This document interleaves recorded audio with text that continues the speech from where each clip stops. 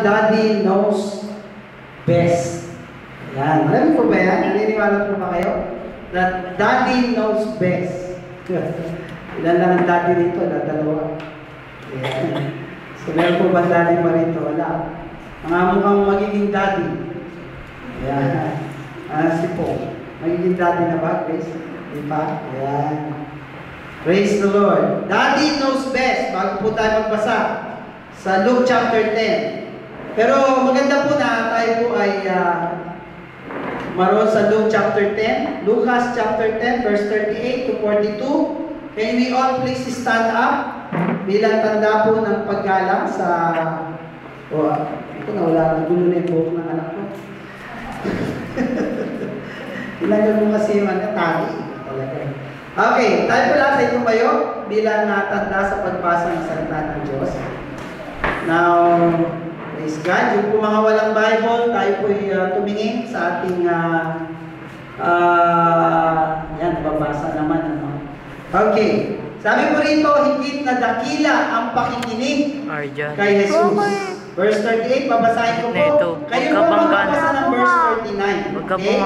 Nangyari, nang sila ay nagpatuloy, na siya ay pumasok sa isang nayon. Isang babaeng nagngangalang Marta ang tumanggap sa kanya at sa kanyang bahay. Verse 39, pakibasa niyo nga po.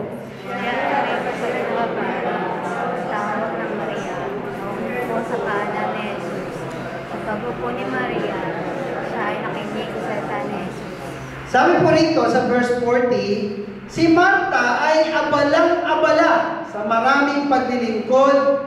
Lumapit siya kay Jesus at sinabi, Panginoon, hindi ba mahalaga sa iyo na iwanan ako ng aking kapatid na naglilingkod na mag-isa? Sabihin mo nga sa kanya na tulungan ako. Verse 41.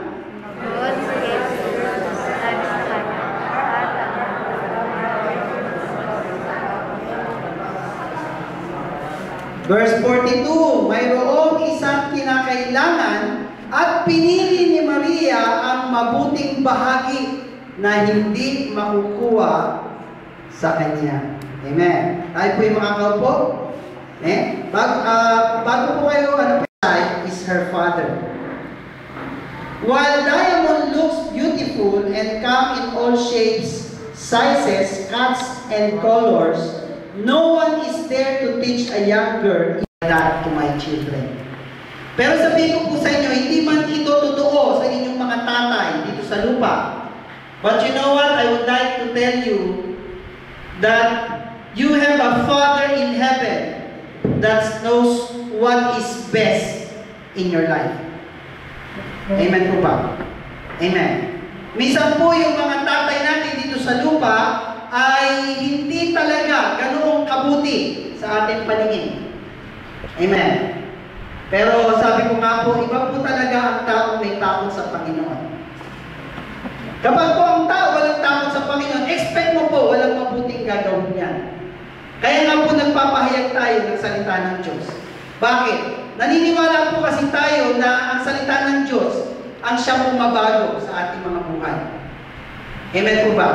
Amen. Kaya nga po mapalad po ang mga anak ninyo kung sila po ay pinapayagan yung dumalo sa ganitong mga gawain na kung saan may pagtuturo ng salita ng Diyos.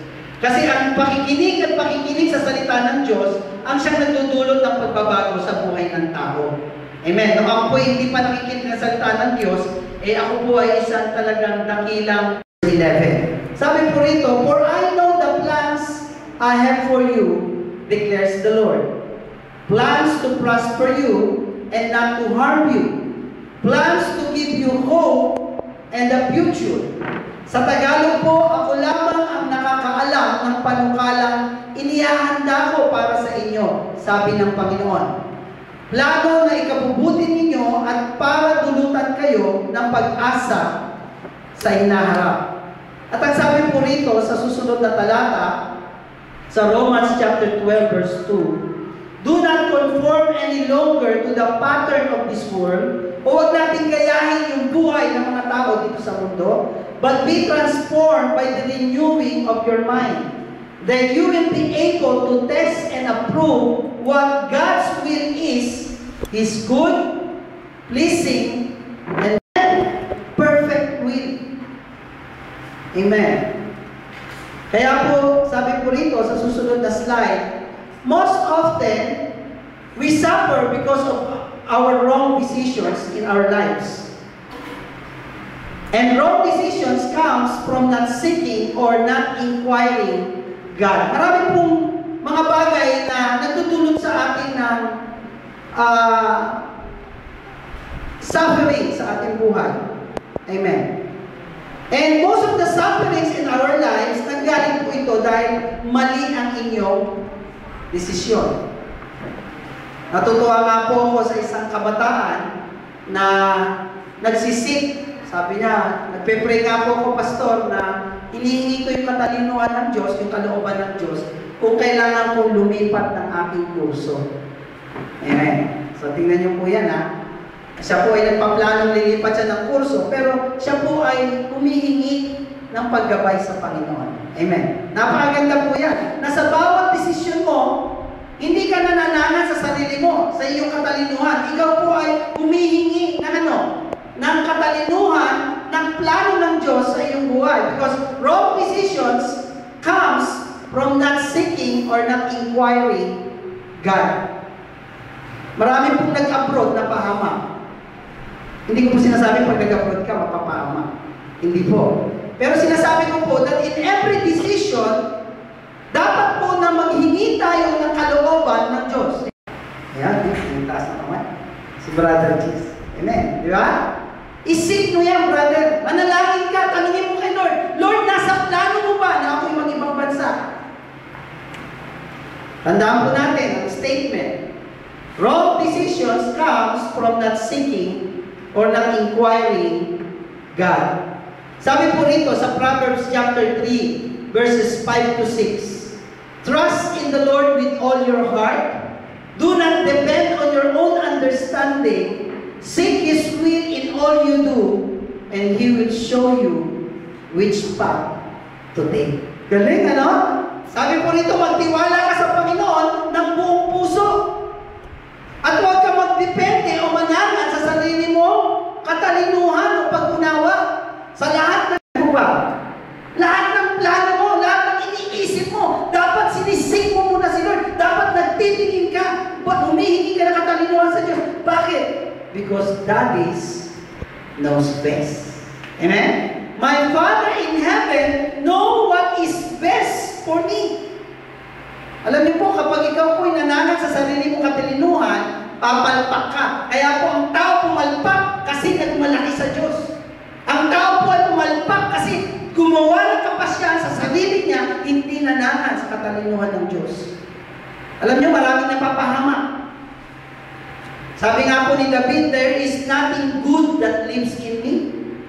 Wala pong mabuting bagay ang nananangan sa akin, sabi ni David. Kaya nga po si David, ang nais niya, ang laging sumangguni sa ating Panginoon. At ang sabi niya po rito, trust in the Lord with all your hearts. Do not depend on your own understanding in all your way, or seek His will in all you do, and He will show you which path to take. Sabi po rito, He will show you which path to take. Amen. Gagabayan po tayo ng Panginoon sa lahat ng ating desisyon. Maniwala po kayo, ako po ay gumastos ng napakalaki, kami ng misis ko. Kasi po ako po ay nagplano umalis. Papuntang Korea.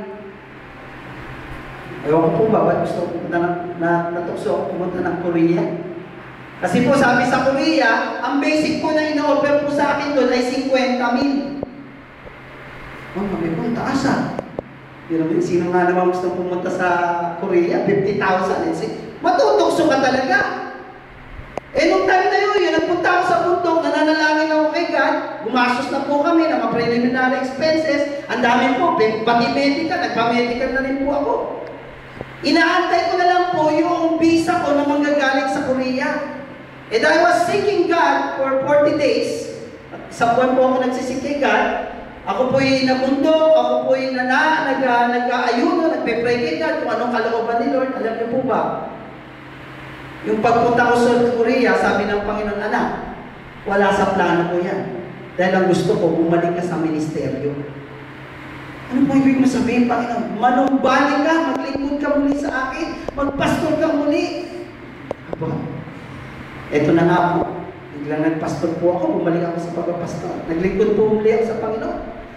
Papunta na po ako sa church, nasa bus po ako, biglang nag-ring po yung cellphone ko. Sabi po ng kausap ko sa telepono, sabi niya, Mr. Aspiras, pumunta na po kayo sa agency. Nandito na po ang inyong visa papuntang Korea. Hindi ko po alam kung anong naramdaman ko. Sabi ng naramdaman ko, Korea, Korea, Korea. Pero sabi ng spirit ko, maglingkod sa Panginoon. Maglingkod sa Panginoon. Oo nga, sabi ko. Maglilingkod ako sa Panginoon. Biglang tumunog na lang po yung dibdib ko. 50,000. 50,000. Eh, nagpapastor po ako. Wala naman po pangako. Nagbibigyan ako ng Panginoon. Kasi alam niyo po, pag naglingkod ka sa Panginoon, ang tama po mga taong naglilingkod sa Panginoon, hindi po tumitingin kung magkano kikitain niya. Dahil sa totoo naman po, ang paglilingkod sa Panginoon, hindi ito isang trabaho. This is a vocation. This is a calling from God. Kaya po nagdalawang isip na po ako. Sabi, 50,000. Wala. 50,000. Wala. Anong pipiliin mo? 50,000 sa wala. And I've been seeking God. And you know what? When I decided to say, yes, Lord, I will obey. Nagkaroon po ako ng kagalakan, ng kapayapaan sa aking puso. Amen. Siguro po kung natuloy po ako sa Korea, hanggang ngayon, nag-TNT pa ako ngayon. And most people in Korea, most of the Filipinos in Korea, nag-TNT. Amen. After ng kanilang 2 years ng contract, probably ma-renew ng another 2 years. Pagkatapos po nun, mag-TNT na po yan. Alam niyo po ba ibig sabihin TNT? Katulad ng ginawa ng mga kabataan na kasama ko, nagtago ang phone. Tago ng tago. Amen. Di ba? At dahil sa tago ka ng tago para lang kumita ka ng pera, and so your tendency is to be in abroad and your family is in the Philippines, probably, hindi ko po sinasabi na mangyayari ito, baka ilan na po nakalibin ko to. Hindi ko po alam, pero alam niyo po, yung lalaki may asawa sa Pilipinas, nagkakaunawaan sila. But they live the reality that they are living in sin. Kaya nga po mahalaga po that we have to trust in the Lord with all our hearts. We should not depend on our understanding. We should seek His will in everything that we do so that He will show us which path to take. Amen. Handa po ba kayo magtanong sa Panginoon?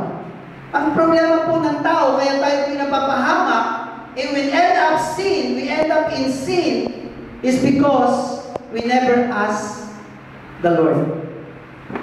Amen. Gusto mong magnegosyo, magtanong ka kay Lord. Amen. Baka akala mo yung isip mong negosyo, maganda na yan, kikita ka dyan, pero ang Panginoon pala, may mas maganda negosyo. Amen. So yun po ang plan. Alam niyo po, sa totoo lang po, nung dumarating po kami sa punto ng kahirapan, way back in 2007, nagpapastong po ako noon. Alam niyo po, talaga po, ever since that I have given my life to God, I have given my life to God and I have lived by faith. Hindi po ako yung nagpe-preach ako, bigyan mo ko love gift, hindi po ganun. Talaga po, when I started to give my life to